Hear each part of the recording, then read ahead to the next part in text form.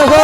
सावन महीना में योगी बेचारू घंटा पकड़ के हिलावे। सावन महीना में योगी बेचारू घंटा पकड़ के हिलावे हो।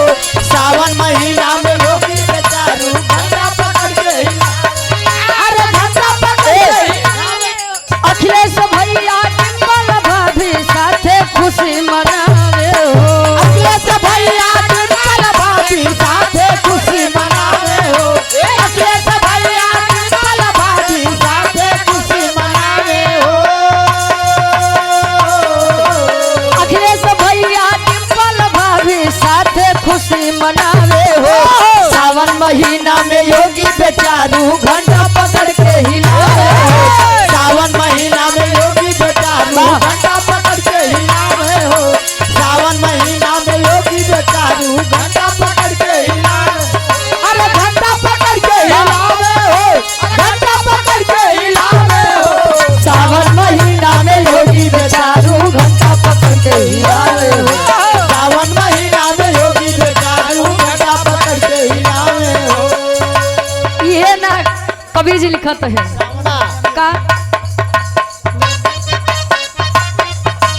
दिल्ली में मोदी के नाम में हरारू नाम हरारू हो। नाम हरारू। नाम हरारू हो। नाम हरारू। ममता बनर्जी के ताके बेचारू ताके बेचारू हो। ताके बेचारू। ताके बेचारू हो। ताके बेचारू। दिल्ली में मोदी के नाम में हरारू ममता बनर्जी के ताके बेचारू। सावन के सुख ना भेटाई के तनो गंगा में डुबकी लगावे हो। सावन का टुकड़ा बता बताई गंगा में डुबकी लगावे हो। वाह। सावन का टुकड़ा बता बताई गंगा में डुबकी लगावे हो। और मोदी जी के शादी भर रहा है हाँ। हाँ लेकिन कहा थे ना अगर दोनों जने में ना पटे वाह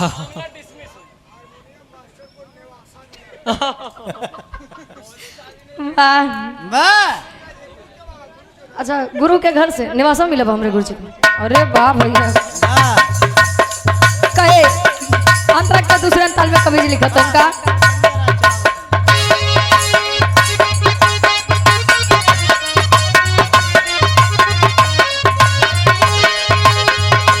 सावन के सुख ना भेटाई के तनो गंगा में डुबकी लगावे हो।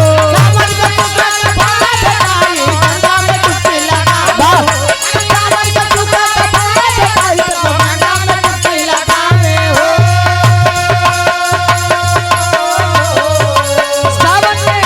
सावन में सुख ना भेटाई के तनो गंगा में डुबकी लगावे हो।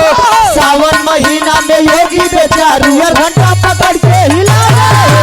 सावन महीना में योगी बेचारू घंटा अंतरा के दूसरे ताल में कहे अगर दुल्हन आई बा हाँ। शादी बियाह नहीं बाबा हाँ। का दूसरे चीज देखे बदे अपन चीज